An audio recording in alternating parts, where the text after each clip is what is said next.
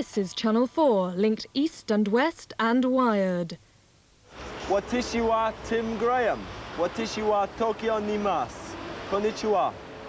Welcome to Wired's Tokyo Special.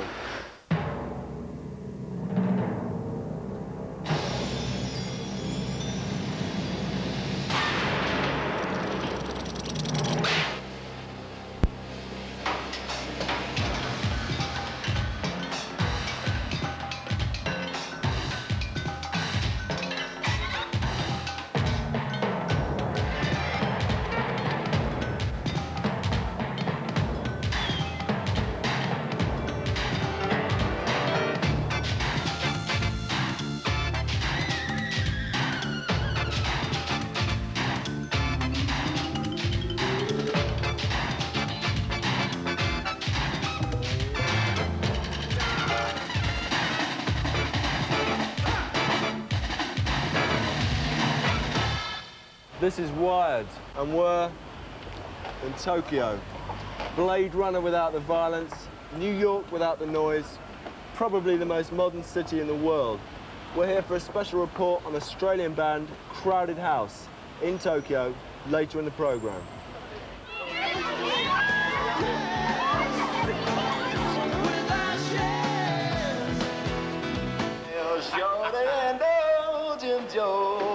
I'm telling you. We catch up with subway buskers The Christians.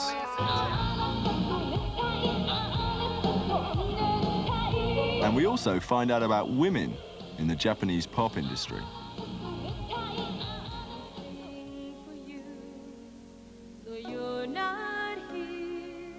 From America, the different sounds and successes of Hispanic music. Seems like years, time keeps dragging on and on.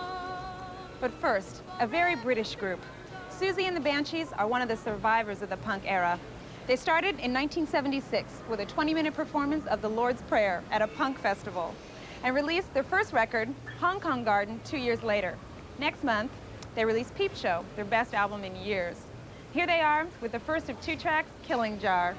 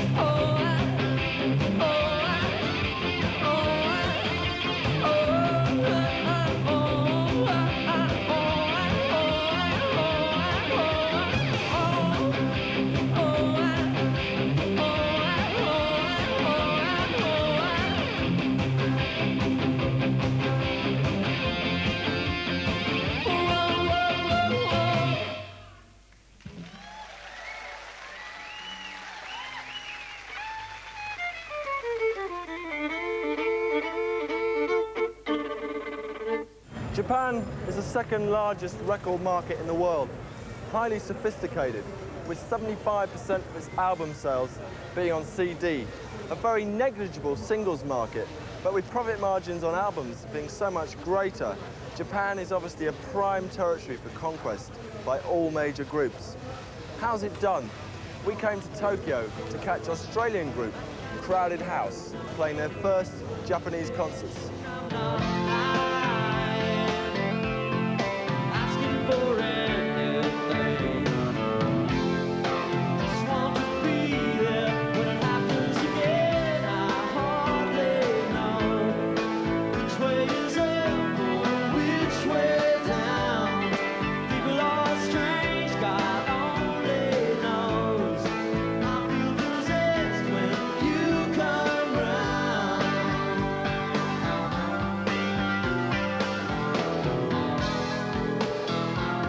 With session man Mike Gubb on keyboards, three-piece band Crowded House are reaping the rewards of a year's hard touring. Singer Neil Finn and later drummer Paul Hester were both members of New Zealand cult band Split Enz. Their new band, without enormous success in Europe, have cracked America. Now based in Australia, Crowded House are on their way to breaking new territories. A lot of people have said to us since we've been here that they like our music because it has serenity. And I've never heard anybody describe things like that in the West. So I guess I was thinking about that a bit tonight, you know. Trying to touch the old Japanese nerve or something. I don't know. You're going to meet a whole load of radio producers in a minute. You're going to be there, right? I'm Neil. Pleased to meet you. Thank you for your response. We are very honored to be able to invite you to such a wonderful... Thank you. No, it was our pleasure. It was our pleasure. First time to Japan. We're having a wonderful time. We're very much affected by Asia in Australia, and we sort of feel part of this whole, you know, Asian part of the world. It's like the last frontier to be totally dominated and conquered by the Americans. So it's interesting to see that the Japanese taking on American culture in a mass way, but then basically undermining the rest of the world economically.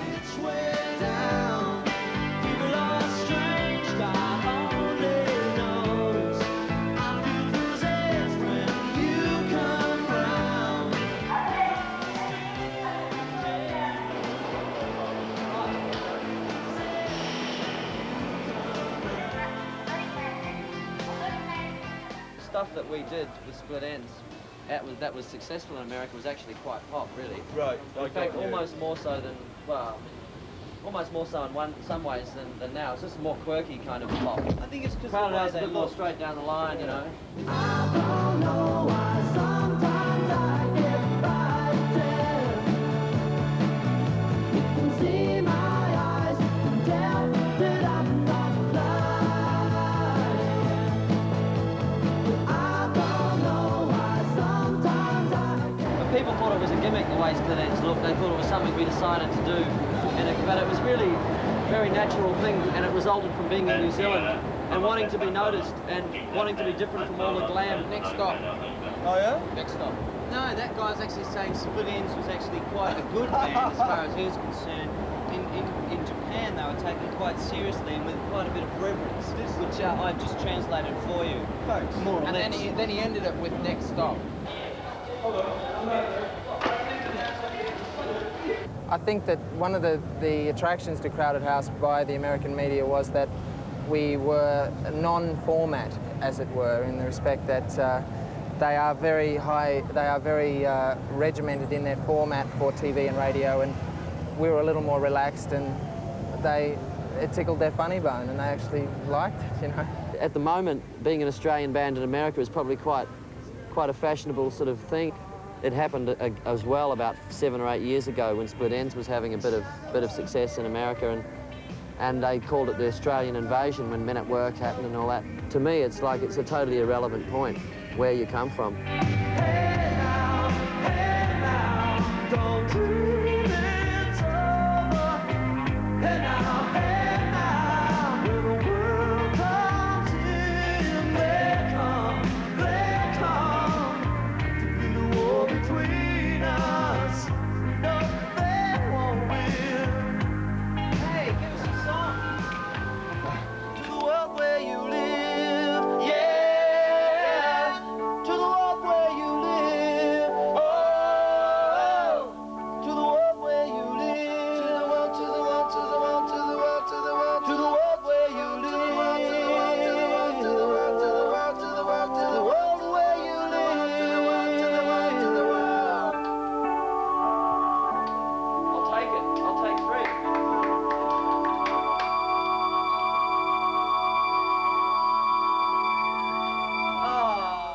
A lot of the songs are extremely dark. Yeah. And edgy. That's Nick and Neil. Oh, Neil mainly is Catholic guilt. You know, I mean, they're both lapsed Catholics. I'm totally unreligious. You know, Despite the watch? Despite my watch. My, can you get a close-up on that? You are unreligious. Yeah, I got this in Mexico. It's got the disciples around the outside. And Nick wears a similar watch. It's quarter to Judas. It's quarter to Judas. See, I get all my lyrics, or the first ideas just fall onto the page with the melody, and I have to look at them to decide what they're about.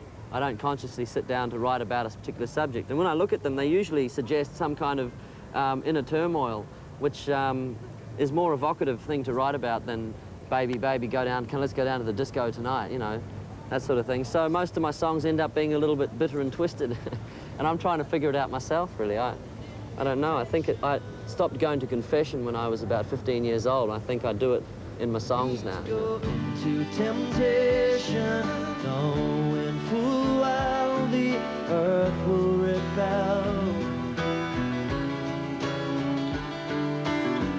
To temptation, safe in the wide open arms of hell. We can go sailing in blind bound. Lose yourself when you linger long to temptation, right where you belong.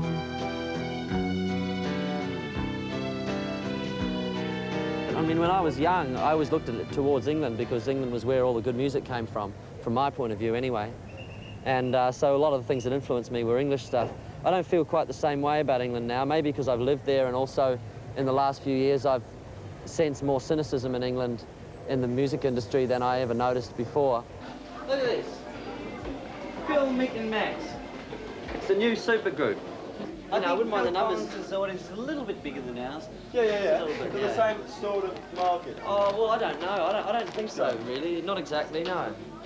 Crowded House is basically now just a case of nobody trying too hard and nobody being too precious about what we do. So it ends up just being a culmination of as much simplicity as possible. Now you're heading down to be someone that you've seen in a magazine.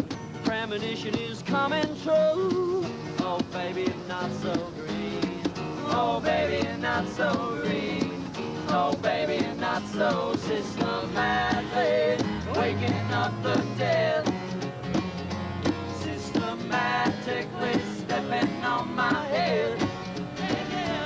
Systematically waking up the dead. Systematically stepping on my head. We've avoided any kind of snobbery as far as what our audience should be. Having to be liked by a certain group of people in order to feel good about yourself, to me, is just is really narrow. And the songs that I grew up with that I love the most are songs that are able to be sung at a party and by anybody, by, you know, families and stuff. I used to sing at parties when I was a kid all the time, and used to go down to the local pub and sing with Maoris, and they used to sing things like, you know, she wears my ring, and all that stuff. And, you know, it's as corny as hell, but when you get 20 or 30 people singing it, it's just glorious. It's like singing hymns, you know.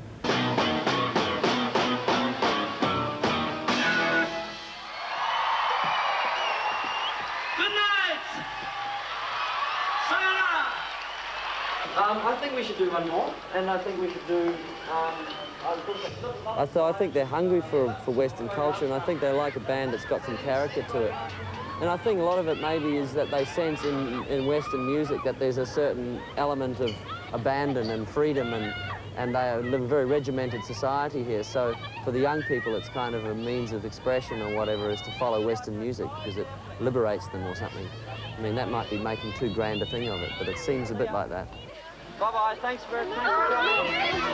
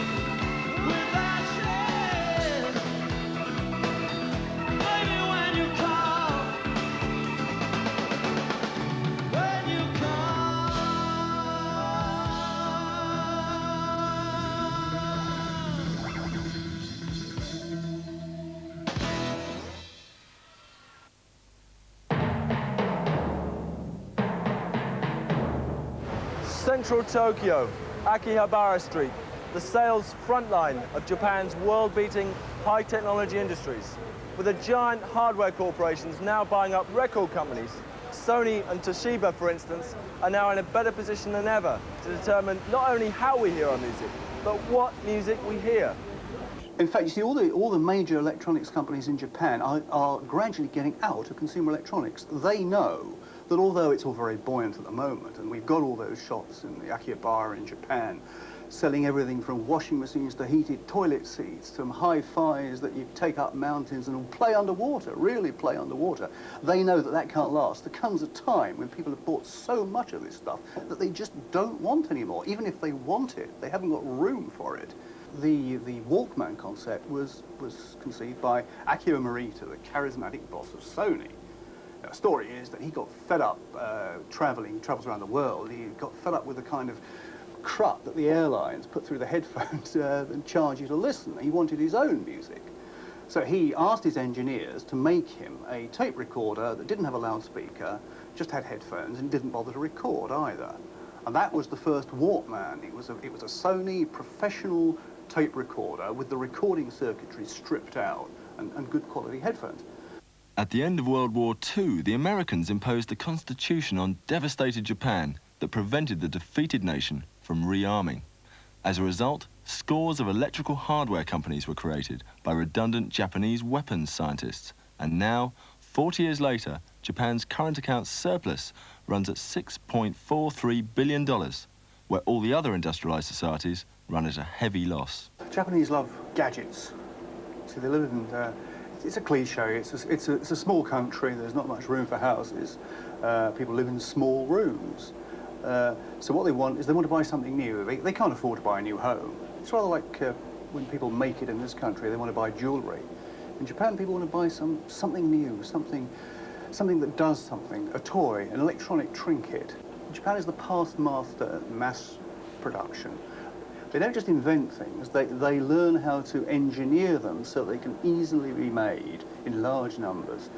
And the difficulty of making things in large numbers is that you've got to make sure they all work, because the public don't like it if they buy something that doesn't work. Japanese really got that taped. So they pretty well wiped out the American consumer electronics industry. They wiped out Europe, except for Philips, as you say, Dutch company, and Thomson in France. That's really all that's left. No matter what you expect when you first come to Tokyo, the range of products by the hardware giants is quite staggering. Here we've got washing machines in mint green, coral pink, very witty designs. In there, about 1,000 different irons. Here, Sony Walkmans, about 50. Choice in England is usually about 15. I've only seen 3 of these designs before, and the prices are quite reasonable. Everything, including music products. The huge question is, why are so few of these exported to Britain? Well, the Japanese try everything on the home market first. If it doesn't sell, they just quietly abandon it. It goes out of the vocabulary, out of their minds. They forget it ever existed. If it sells well, then they think about exporting it. Downbeat side is that because they're so obsessive about being ahead, each company is fighting the other. They keep coming up with new formats like digital audio tape, which is supposed to take over from ordinary tape. And it won't be long, I'm sure, before they're offering us erasable compact discs instead of ordinary compact discs. So the poor old public thinks, my God, I'm not going to buy anything. I'll wait till it settles down. Of course, it never does settle down. If you look inside the laboratories that all these Japanese companies run, I mean, they're immense research laboratories, and there are whole teams of people there whose job it is to invent something new. And quite often the top management will put different teams on the same project without telling them. That's actually how the VHS home video system came to pass. You had different teams inside a giant empire run by Matsushita, who owned Panasonic, Technics, JVC. They were all looking for a cheap home video system. There were about 3 that came up from these different teams, and the top management then choose the one that we now know as VHS. And now Sony, I mean, they're looking ahead to the next stage, which is portable personal video. And they've already produced a prototype. And this is it. The first ever video Walkman, released in Tokyo next Monday, the rest of the world early '89. A tiny colour screen, liquid crystal, like a sort of glorified watch display, and headphones, digital sound coming there, lovely clear pictures, up to 3 hours running time. And the idea is that you sit on a train going to work, and instead of reading the paper, you watch a feature film. Or you watch last night's television, or kids in school watch educational programs. Let's see what Barry's got to say. I'll turn him up. I put my head on the block, and I think that's going to be the next mega craze, personal video.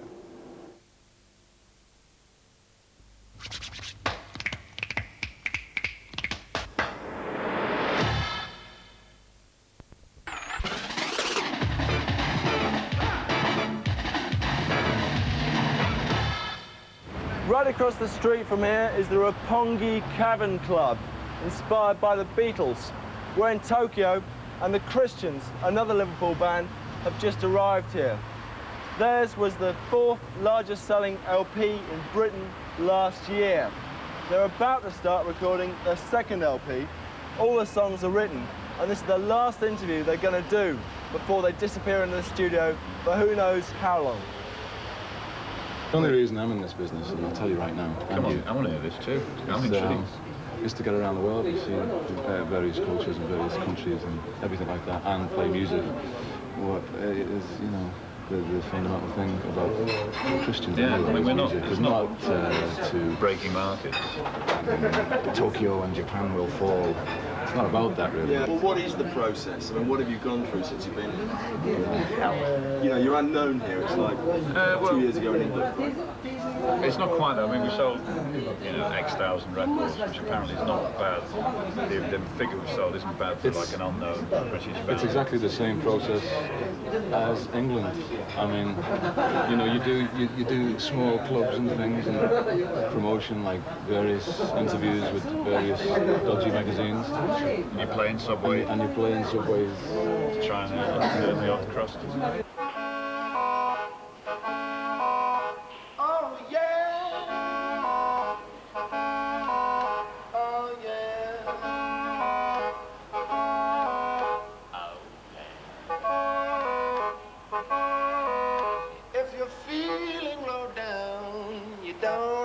Soul to care. Say if you're feeling low down, you don't have a soul to care. Well, just grab your hat, start for the rocking chair. There's old Dubonnet Jude, chin-fist blown, cocktail shorty and Jim Joe. I'm telling you, it's the funnest place in town. And if you don't have a rubber, now you can take a taxi down.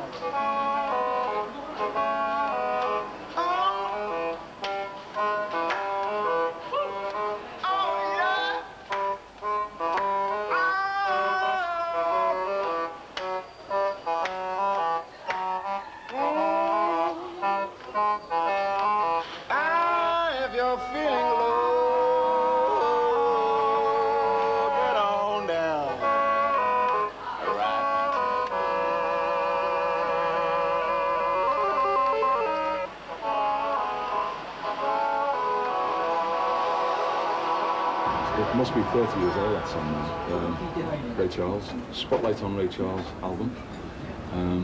Me and Russell used to sing that when we were kids, just copying Ray. And it's a great song, and when we did it once in rehearsal, just as a laugh, basically. And it just went well, you know, everyone locked into it. So we decided to do it on stage. It's just a great venture. It's like to bring a bit of the old blues into the set, really. Yes, I know I'm a lucky one, and I know I've got a brand new life to live. But what of the ones that didn't get away, they've taken... With Born Again, Ideal World and Save a Soul in Every Town being written by keyboard player Henry Priestman, who had a Quaker background, along with the gospel influence of the Christian Brothers, it's hardly surprising that some people believe Theirs is a religious message. I thank the Lord that you rescued me. 'Cause when you're I feel like I'm born again. I think, especially Born Again, is that why, because our names are Christians, should we not write a song called Born Again? I mean, I'm faced with the same thing on this next album, and maybe Gary is too. The fact you've got to, oh God, can I call the song this? Because it's our name. It's just his name. It's my middle name. Yeah, you know. well, the question I don't really mind anyway, because I interpret them most probably different anyway, especially Save a Song Every Time when I sing it. I do think of that kind of thing anyway.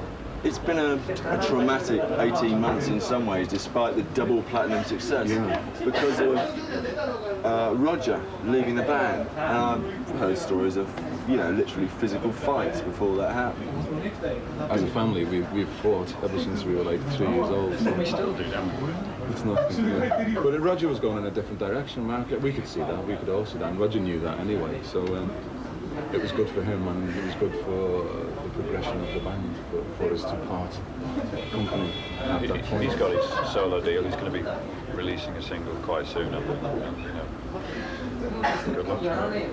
Well, this must be one of the troubles of a living in forgotten time. Don't get me wrong, in the hollow words are ringing out the chips are down. What do you make of the accusations again in Britain that the sort of journalists who go, there's only pure soul, and the Christians are faking it, and then